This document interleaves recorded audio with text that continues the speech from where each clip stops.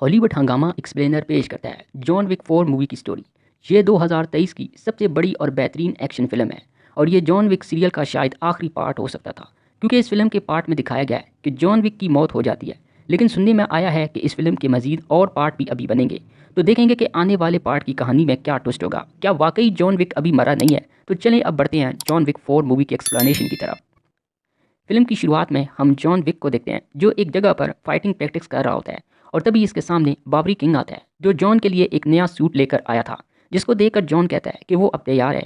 इसके बाद जॉन एक रेगिस्तान में कुछ लोगों को मारने के लिए पीछे पड़ा होता है। जॉन इन सब को मारकर इनके बॉस एल्डर के पास जाता है। जॉन एल्डर से अपनी आज़ादी की बात करता है क्योंकि एल्डर हाई टेबल से भी बड़ा है। यहाँ एल्डर भी समझ चुका था कि जॉन हाई टेबल को मारना चाहता है, तो वो जॉन को समझाने की कोशिश करता है कि अगर इसने इसे मार भी दिया तो भी हाई टेबल इसे आज़ादी नहीं देगा। लेकिन जॉन इसको शूट करके मार देता है। अब हम न्यूयॉर्क का सीन देखते हैं जहाँ विंस्टन के पास एक हाई टेबल का आदमी आता है जो इसे फ़ौरन होटल खाली करने को 1 घंटा देता है और बोलता है कि मार्कस इसे मिलना चाहता है, जो कि एल्डर के मरने के बाद हाई टेबल का नया लीडर बन चुका है। ये सुनकर विंस्टन थोड़ा डर जाता है क्योंकि विंस्टन को मार्कस ने जॉन विक को ख़त्म करने का काम दिया था जो वो कर नहीं पाया और जॉन अभी भी जिंदा है। जिस पर विंस्टन और इसका दोस्त शैरन इस बारे में मार्कस को समझाने की कोशिश करते हैं, लेकिन इसे कोई फ़र्क नहीं पड़ता और जैसे ही 1 घंटे का वक्त पूरा होता है तो मार्कस इनके होटल को बम से उड़ा देता है और शैरन को भी शूट करके मार देता है। इसके बाद मार्कस कैन नामी एक असैसिन को अपने पास बुलाता है और अब वो इसको जॉन विक को मारने की सिफारिश देता है, जिसको सुनकर कैन पहले तो इनकार कर देता है क्योंकि कैन जॉन विक का पुराना दोस्त भी है।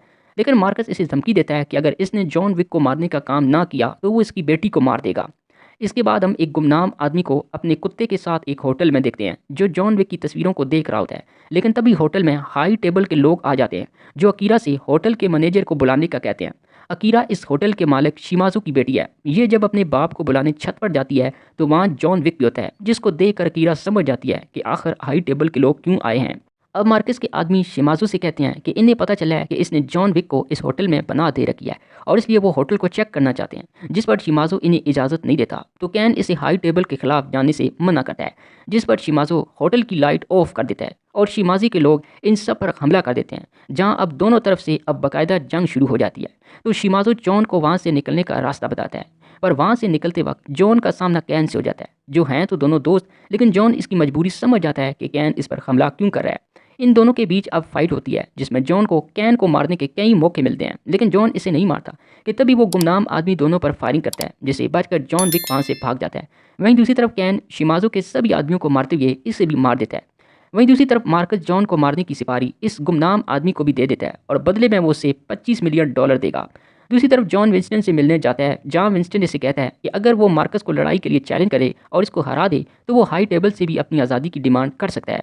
जिसके बाद जॉन सीधा एक चर्च में जाता है जहां वो पादरी से कहता है कि वो अपनी बहन से मिलना चाहता है, पर वहां पर खड़े लोग इसे पकड़ कर बांध देते हैं। जिसके बाद इसकी सौतेली बहन इसके सामने आती है, जिसको जॉन कहता है कि वो अपनी फैमिली से दोबारा जुड़ना चाहता है। पर इसकी बहन इस पर गुस्सा करती है और कहती है कि इसकी वजह से इनके कई लोग मारे गए, जिनमें इसके फादर भी हैं। जिस पर वो कहता है कि अपनी फैमिली से फिर से जुड़ने के लिए वो कुछ भी करने को तैयार है।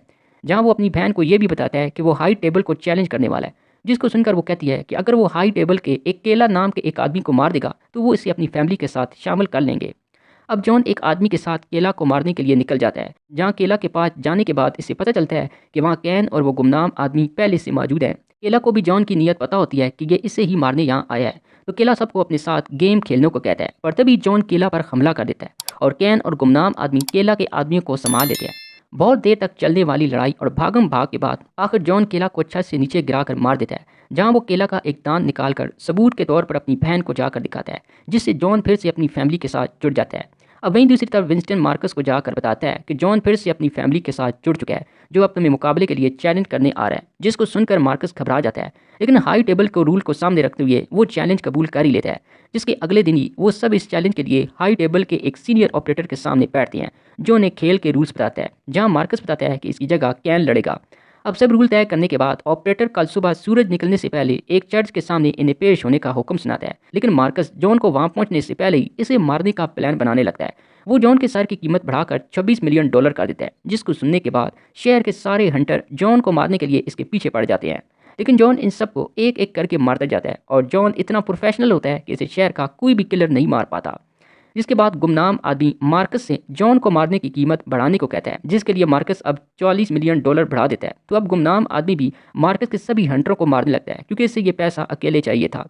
तभी मार्कस का एक आदमी गुमनाम आदमी के कुत्ते को मारने वाला होता है, लेकिन जॉन इसे मारकर कुत्ते को बचा लेता है, जिससे गुमनाम आदमी जॉन पर हमला नहीं करता। और अब एक काफ़ी और तवील लड़ाई लड़ने के बाद जॉन और कैन आखिर तय की हुई जगह पर पहुंच जाते हैं और एक दूसरे से लड़ने के लिए अपनी अपनी पोजीशन संभाल लेते हैं और ऑपरेटर के ऑर्डर पर एक दूसरे पर फायरिंग करते हैं।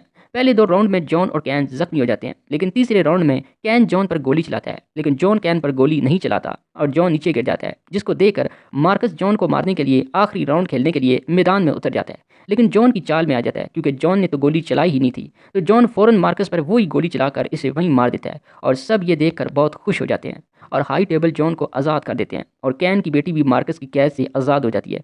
अब जॉन एक बार फिर अपनी बीवी को याद करने लगता है, जिसके बाद वो नीचे गिर जाता है और आखिर में हम बाबरी और विंस्टन को देखते हैं जो जॉन की कब्र के पास खड़े होकर इसे याद करते हैं और फिर वहाँ से चले जाते हैं।